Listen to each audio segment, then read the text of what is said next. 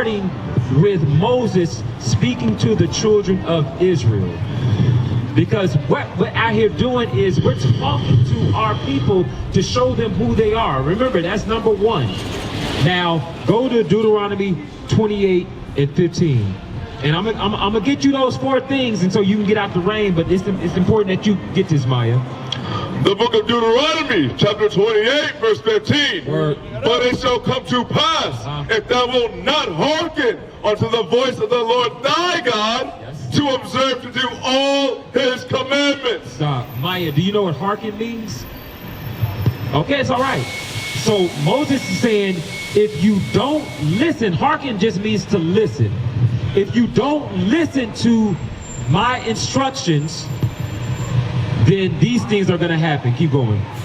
Which I command thee this day, that all these curses shall come upon thee and overtake thee. So Maya, is a curse a good thing or a bad thing? It's a bad thing. So we're going to read a curse in the Bible. Remember, we're talking about history. We're going to read a curse in the Bible that connects you and I, that connects our people out here to the Bible. That's right. It's right here. It's plain, Maya. We just got to open that bad boy up. Go to 68.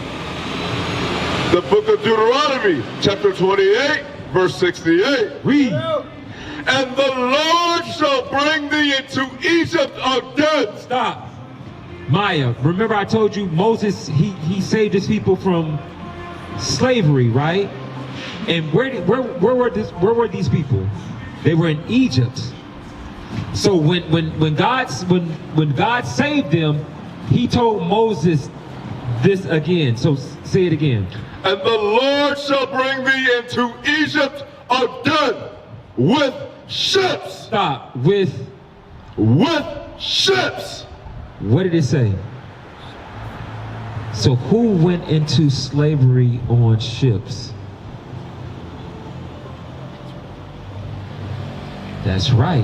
And then you just told me 3 minutes ago, your people came over here on ships, right? So if our people got from the shores of West Africa on ships, and in the Bible, the Israelites would go into slavery on ships, who must we be? We're the same people. Good job, Maya. It's that easy. That's right. It's that easy. We are the Israelites. We are the people of the book. So that's your history. That's my history. That's our collective history. But guess what? Go to Deuteronomy 28. Deuteronomy 10 and 12. So that's number one, Maya. Number two is, since you know you're... Real quick. So I'm going to give you this one then. You know you're Israel. This is what you must do, Maya, as an Israelite. The book of Deuteronomy, chapter 10, verse 12. Read. And now, Israel, what did the Lord thy God require of thee? This is what you must do, Maya. But to fear the Lord. So you got to fear the Lord. To fear the Lord thy God, to walk in all his ways, and to love him, and to serve the Lord thy God with all thy heart and with all thy soul. To keep the commandments. To do what? To keep the commandments of the Lord and his statutes, which I command thee this day for thy good. Maya, what did they say we have to do as Israelites? Keep, fear them, that's right, love them, and to keep what? To keep the commandments. Right. So those are two things that you have to do, Maya. You know you're an Israelite. You got to keep these commandments. I'm gonna let you roll, but unless you want to know how to get to heaven. So do you know one commandment? Can I give you one commandment so you can walk away? Okay. That's a good spirit, Maya.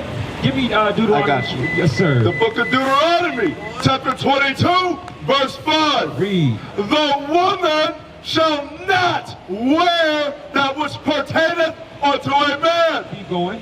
Neither shall a man put on a woman's garment. Maya, what is a woman's garment that a man shouldn't wear? Right. Check it out.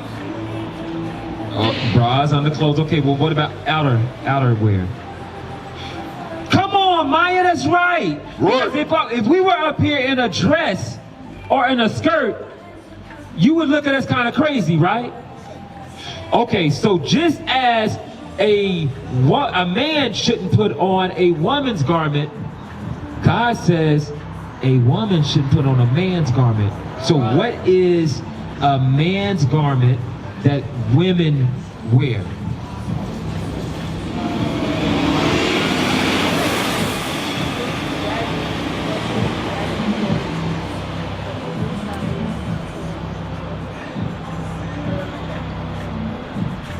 So, but you're missing something. What do women wear today that are for a man? There you go! You know it, Maya. You know it. Because pants have a what in the front? Right. Right. And so those are made for men, right? So God is telling us that men shouldn't cross-dress and women shouldn't cross-dress because it's something to God. What does God call it? For all that do so are abomination unto the Lord thy God. So abomination is a nasty, filthy, disgusting thing in the eyes of God. Right. Right. So as a commandment, remember, you're an Israelite. God told us we have to keep his commandments. One of these commandments is you can't wear what men wear and men can't wear what women wear. So that's your commandment. So if you love God, and you said you do, right? Then what must you do in order to be pleasing in the eyes of God? You got to do what with those pants? That's right, Maya. It's that easy. Teach. That's a good spirit right there. Right. So what you can do is you can start to build your wardrobe with nice dresses, nice long skirts, and to be in compliance and to be in good favor with God. It's that easy. Because if you do that, if you keep these commandments, you're going to get the kingdom. That's how simple it is, Maya. You have to do that. That's what Christ says. In order for you to get this kingdom, you got to keep the commandments. That's right. All right, so you got any questions before you roll out on us? No, but you got those three things, right? Okay, don't forget them. Across the earth, the prophets move. From city streets to distant lands, the message is the same. Israel must rise. Through every quest, every journey, the truth spreads. No border can contain it. No distance can silence it. Our nation lives in every moment. In joy, we celebrate marriages. In sorrow, we honor our dead. On the Sabbath, we gather as one. Families rejoicing together, bound by the commandments of God. Yet are we tried. From the stones in Kenya to the hatred in Montana, we endure as a soldier of the Lord. And still, the mission expands. On the airwaves, on the screens, in every nation under heaven, Israel's voice is heard.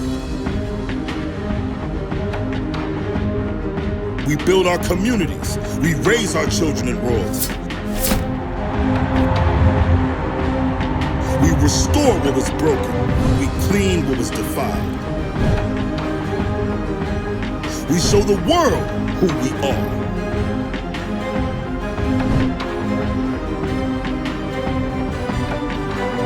This is Israel united in Christ. Nation in motion. Nation endures.